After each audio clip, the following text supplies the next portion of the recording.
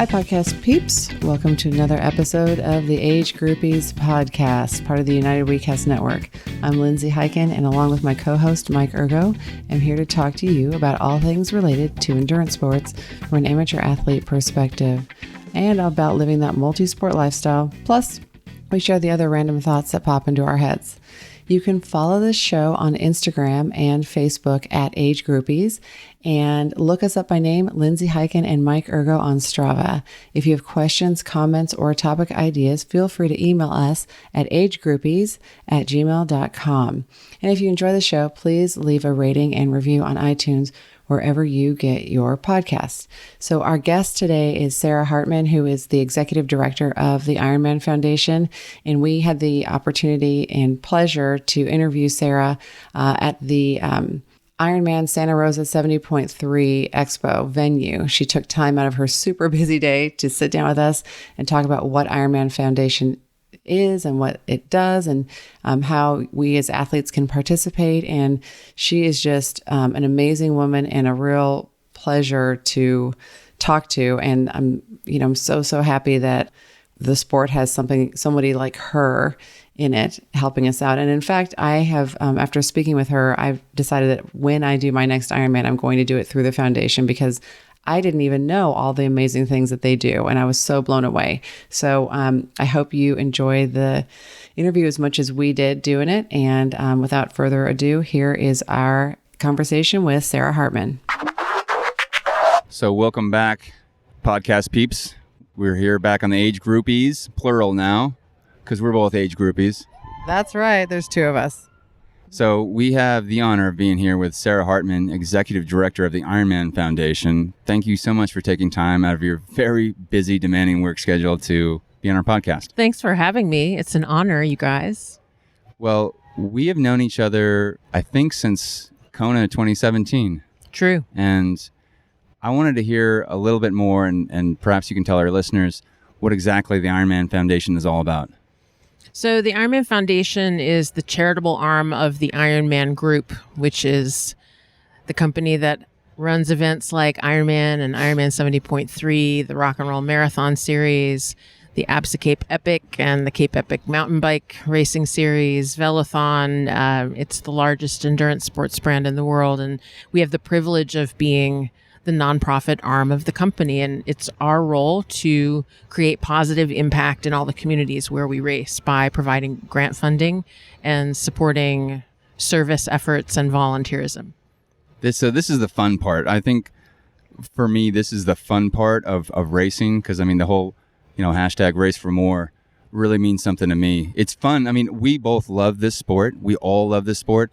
But when you know there's something bigger happening than just a swim, bike, run, then that's fun to see, especially here like in Santa Rosa, where we've seen people literally move into houses that we helped build. Mm-hmm.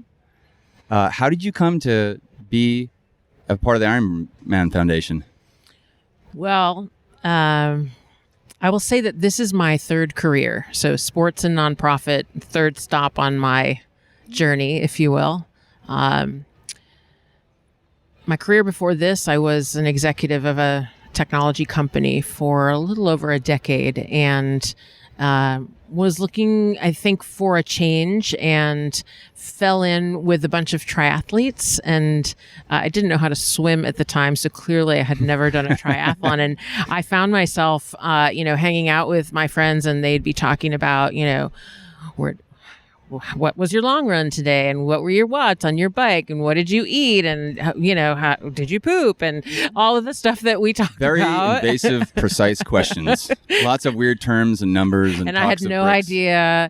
And so I thought, I better start training so I actually have something, to contribute to the conversation. And not long after that, I joined a tri club, and I did my first sprint triathlon, and I just felt my whole life change when I crossed the finish line, and knew that I wanted to have a career in sports and in being where I could also be in service to people. And later that year, I ran my first New York City marathon. The following year, I did my first 70.3 and totally drank the Gatorade, as we say. Yeah. And so it wasn't long after that I was training for my second New York City marathon, and it was canceled due to Hurricane Sandy. And so myself and a bunch of my Tri-Club friends and other runners came together and coordinated relief efforts all around the New York metro area on Marathon Sunday. And then for our group, we did that for about 6 weeks straight. And the name of our organization was Race to Rebuild. And we came back together after about 6 weeks and said, let's become an official nonprofit and encourage athletes to, well, this is kind of ironic, right? To race for more. To love it. Race in communities that are recovering from disaster and then stay and help with recovery efforts. And so I was with the organization for 4 years, and we were actually a grant beneficiary of the IRONMAN Foundation in 2 instances, once in Texas doing some flood rebuilding in conjunction with Ironman Texas, and then some earthquake rebuilding at Ironman 70.3 Ecuador. And that was... there's so many cool stories I could tell about places I've been able to go and work that we've been able to do. And Ecuador was really a highlight for sure. But there was an opportunity not long after that to join the Ironman Foundation. Race to Rebuild is now at home with a 40-year-old nonprofit in Washington, D.C. called Rebuilding Together. And they now race and rebuild in communities all over the country. They have 140 affiliates. And I came to Tampa, where the Ironman World headquarters are, and recently became the executive director. Much deserved, by the way. Why, thank you very much. And I have this extraordinary opportunity and privilege to work with athletes like you, Mike, and others who want to dedicate their race and their sport and their fitness to more than just themselves and crossing the finish line. Listen, we all race for a purpose. Crossing a finish line is a unique and a personal endeavor, a passion for all of us. But when you can turn it into something that impacts other lives, where you can, as you said earlier, here in Santa Rosa, we've met the families who, are living in homes that we helped build. We've worked side by side with families who are rebuilding their homes up in Larkfield. We're clearing the fire debris. When you get to shake the hand of the person who you're helping through your fundraising, your donations, your service efforts, that is a very unique thing, and certainly a calling for me. Well, and it's so cool because in this sport, it's like this nice sweet spot where a lot of people know the pros, but it's not so overwhelming that they can't move around and do some of the events with us. Like in May, we had Marinda Carfrae with a weed whacker alongside of us, whacking down weeds and picking up leaves and raking and shoveling. And it's just so cool to see that come together. And, same with Tim O'Donnell. So what's it like when you see the people who are directly affected receive some of the grants or receive some of the service projects, the benefits of that after we've come into these cities and done some of this work? It's incredibly uplifting, and it makes you just want to work harder and double down and do more. I was lucky enough to go to the Ironman 70.3 World Championship last year in South Africa. And our Ironman Foundation athletes helped us give a $100,000 legacy grant in the Eastern Cape of South Africa in Nelson Mandela Bay.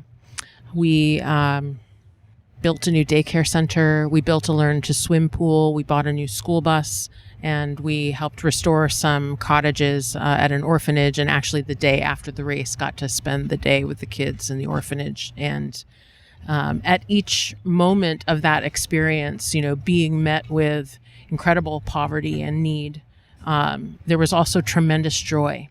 So I remember fondly, like we finished meeting all the kids at the daycare center, and everybody was crying when we had to leave. The kids were crying, we were crying. It was very, very special, and again, just makes you want to do more and race for more, as we like to say at the Ironman Foundation. It's truly a privilege, and I think, I would like to talk a little bit about the Gold Star Initiative. Maybe I'll turn the question over to you and say, Can you talk a little bit about, we talked a little bit about this last night at dinner with our Gold Star families here in Santa Rosa. Can you walk everybody through why you wanted to start this program? Like, what were the steps that led us to this moment where here in Santa Rosa we have 3 athletes, or 4 athletes when we consider that you and Raleigh are on a relay team. 4 athletes racing to honor 3 men who lost their lives in the name of freedom. Well, it comes down to fear, love, pain, and the intersection of all of those. And for a while, for people who know my story of coming back from Iraq and trying to avoid pain by any means I could, it didn't have a great effect on my life, and it took me away from the person I was. So carrying a lot of guilt as a veteran who couldn't save a lot of my friends and was unable to connect with Gold Star families, those who've lost a son or daughter in military service, I was actually approached by one of our Gold Star families, Yolanda Vega, at a Memorial Day service, and we both spoke at it, and she came up to me and she looked me in the eye and she said, "Mike, I am glad that you are home. I am glad that you came home safe." And this is from a woman who lost her son, whose son died overseas. And up until that point, I just had this overwhelming guilt and I felt so awful. But here's this woman who lost her son and told me that she was glad I was home. And she said, "You are going to do important things. And now when I talk to you, I get to talk to my son. And this is important for me." And it just lifted this huge weight off me, because now I didn't have to carry this guilt that I didn't need in the first place. But it's so common for vets. And I realized just how powerful that was. That love and connection is so much more powerful than the hurt and pain, even from the death of loved ones. And as I started to race and honor my friends by wearing their names on my jersey, I connected with Gold Star families who were talking about how after maybe the funeral service for their son or daughter, that the families would start to avoid them, and so they'd lose their community and they get cut off again. And I didn't want to see this happen, because it doesn't need to happen. All of us wanted to connect, the community, Gold Star families, and veterans. And it all came together when I watched a woman named Lisa Hallett honor her husband by running for him. And I said, well, why don't we just bring this to triathlon, the sport that I came to love the best? And why don't we invite these Gold Star families and, in a tangible way, show that we still remember them and carry them with us, and by literally carrying a flag.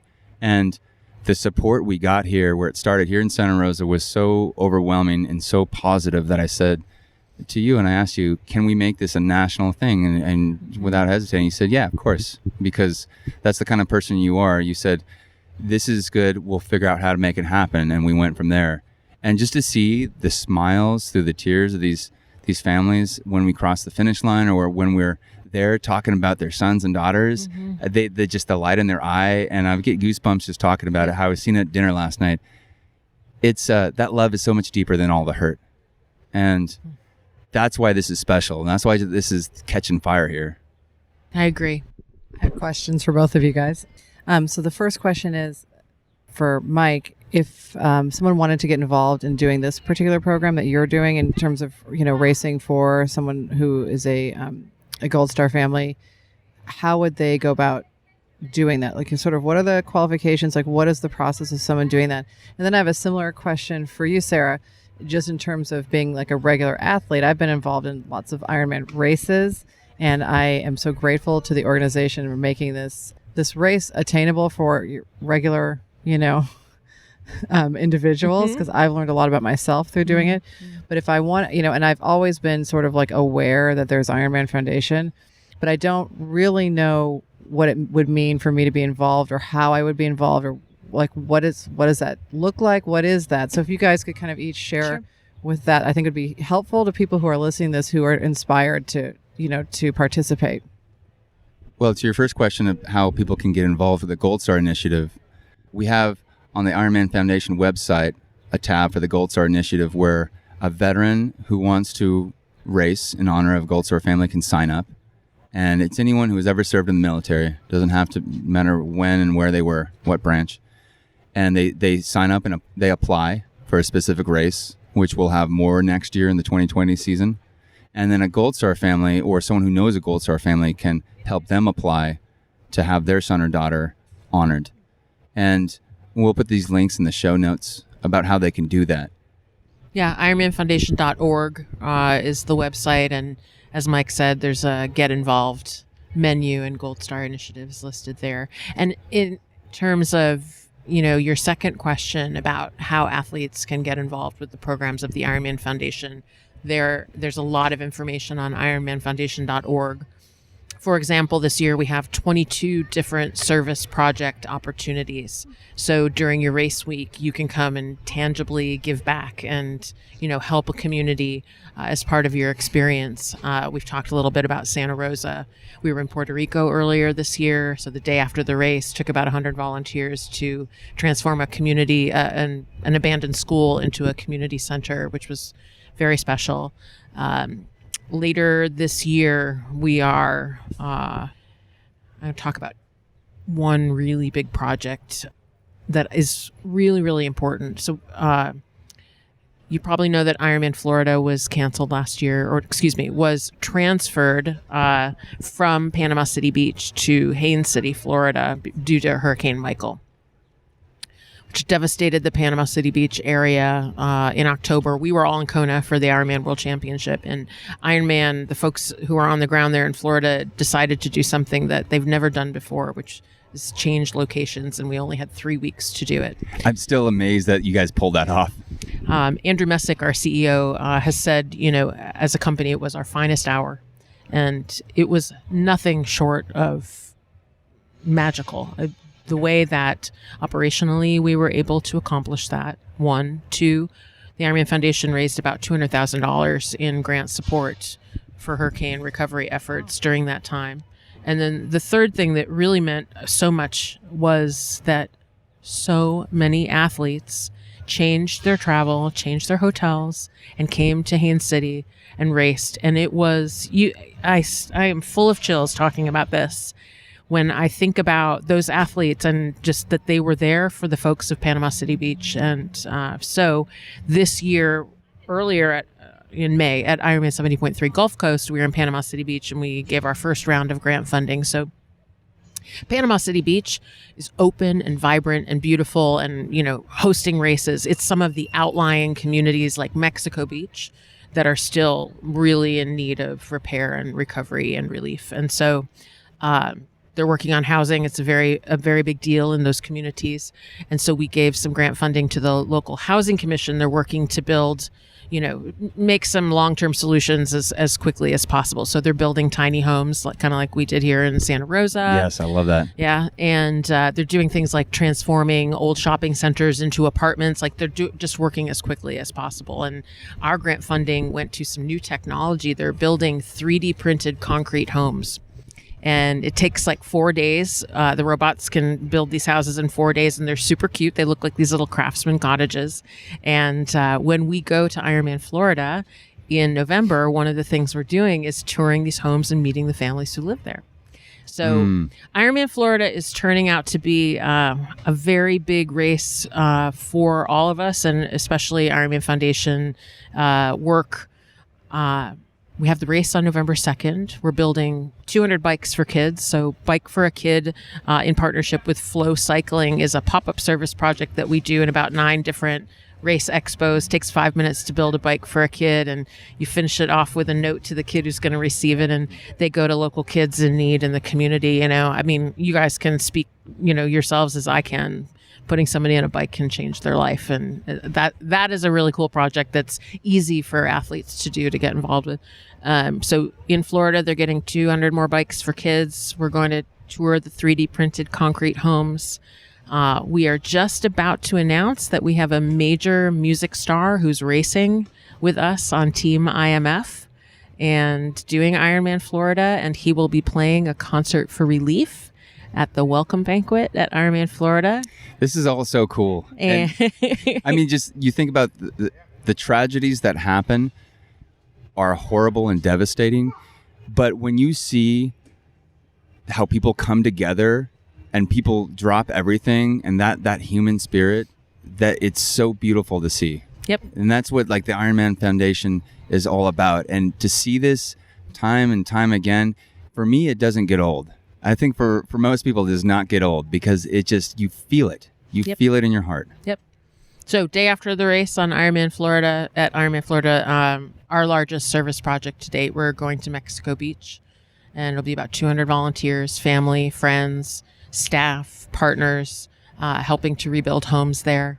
And our music headliner star is coming out. I guess apparently has some mad construction skills, so that will be great. Our nonprofit partners for that event will be Team Rubicon, who I know you're familiar with. You're both familiar with. Veteran-run organization, repurposing those amazing leadership skills as a international disaster recovery nonprofit, and also All Hands, All Hearts, formerly known as All Hands Volunteers. They're also an international disaster relief organization, and they were our partner in Ecuador doing that earthquake rebuilding that I was talking about earlier. So service projects, there are plenty of them. The Gold Star Initiative, Bike for a Kid. Team IMF is our peer-to-peer fundraising program. It's an extraordinary number of athletes racing on Team IMF this year. It's really incredible. You get your race entry and you fundraise for our grant programs. And it's a really unique way to turn your race into something bigger than yourself. But when you can also like pair it with one of these service opportunities, I think it really brings it full circle. Yeah, I really appreciate you breaking that down, because I think that a lot of athletes, at least, from my experience, equate the Team IMF with, a means to get into a race that might sell out quickly or something like that. In the past, there have been, races that sell out and people are like, well, I'm going to go fundraise. But, I wasn't seeing the message about what was really happening, like behind, like with the funds, or it's just sort of like, oh, they're doing that because, Ironman Arizona sold out in 11 minutes and then they have to do, and they're happy to do it. But, those particular athletes that I'm thinking of, were doing it for the entry. And so I didn't see the message about what all of the work that you guys are doing. And I just love that you're bringing so much depth and heart to the sport, because, we can get focused on ourselves a lot. We're trying to train, and it's a big deal to do a 70.3 or a full physically. And while I've found it to be very cathartic, there's also a lot of opportunity to just be very self-involved. It's all about my nutrition and my equipment and my race, and to have the Ironman Foundation just bringing so much like depth and meaning and doing so many awesome projects in the community just makes me feel so good. It just makes me feel amazing, and I'm so happy that you got to come and spend a little bit of time with us. I mean, just listening to all that you guys are doing, I have to say, I'm kind of amazed that you're sitting here with us on this podcast. It's like you got a lot going on, but I appreciate the opportunity to talk to you guys about it. And I do think that we've done a good job through our storytelling to help clarify the work that we're doing. And, you mentioned athletes who might, I affectionately call it the oops entry. Oops, the race sold out. And, the only way I can get in is through the Ironman Foundation. And I've had so many conversations with athletes like that who get an opportunity to give back. And they just, I've raced, I've done foundation several times. Thank you for letting me be a part of, rebuilding somebody's home, that sort of thing. And that's a great moment when that happens. I was actually sitting here thinking like, not ready to sign up for another full yet, because my partner's not ready for me to sign up for another full yet.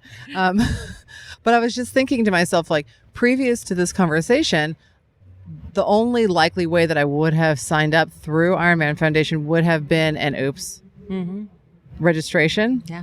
And now I'm like, oh no, next time when I do the next one, for sure, I'm going to have to do it through Ironman Foundation. For one thing, selfishly, I think I'll have a better race, doing it with some intention and doing it with someone else in mind personally, I think. And I want to be a part of that. I want to be a part of it. We'd love to have you.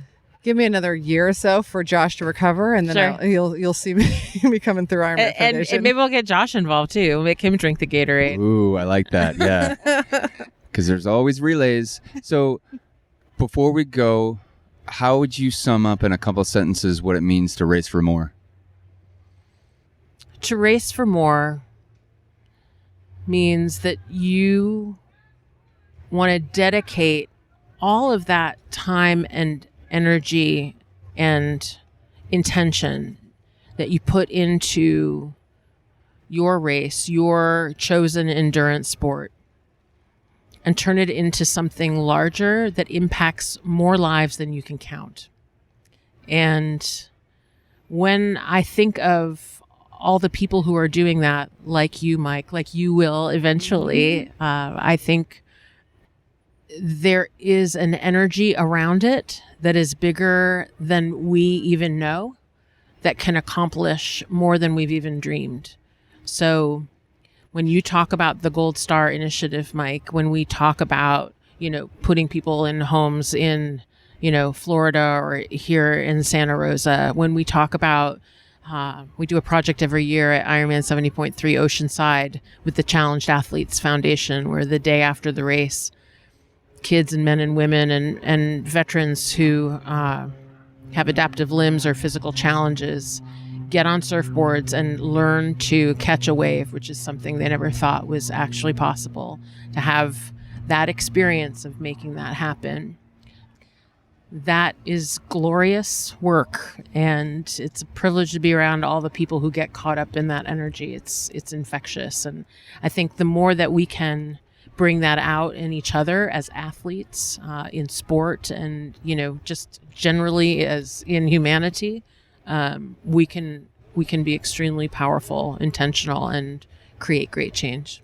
Yeah, and it's service that is fun. It's fun. It's enjoyable to do. I look forward to it. So these are some powerful ripples that turn into big waves, changing people's lives. So Sarah, thank you for being part of this, and thank you also for your friendship and getting to know you. This is so fun being part of this team. Thank you very much, both of you, for having me and for letting me be a part of your journey. Awesome. Thanks for the inspiration. Race for more. Whew. Alrighty, that concludes today's episode of the Age Groupie Podcast with me, Lindsay Hiken, and my co-host, Mike Ergo. We really hope you enjoyed it. You can follow me and the show on Twitter and Instagram at Age Groupie, and look us up by name, Lindsay Hiken and Mike Ergo, on Strava. If you have questions, comments, or topic ideas, feel free to email us at agegroupie@gmail.com.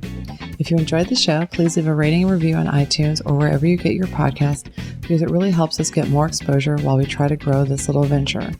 And of course, if you have friends you think might like the show, please be sure to share it with them. But for now, thanks for listening, and we'll talk to you next week.